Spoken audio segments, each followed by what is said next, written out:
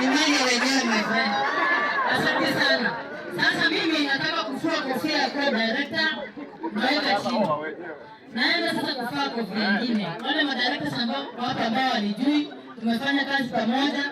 Mimi naitwa Josephine, ni mke wa mheshimiwa wa Isiolo Road. Anaitwa Josephine.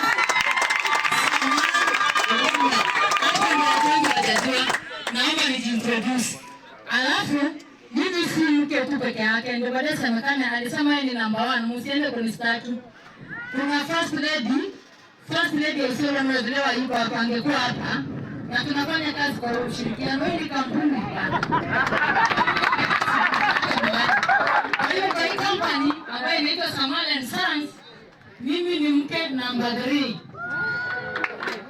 Bishop kanisamee. Nasema mke akawa na mke mmoja.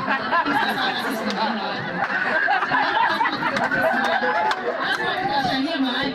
Kwa hivyo mimi ni mke namba 3, Vumbi imeongezeka, ni mke namba 3 na very proud number 3.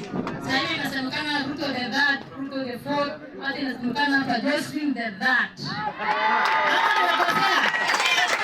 Asante sana.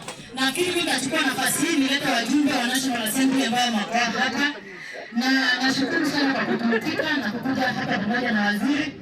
Hii ni marafiki zetu wa karibu.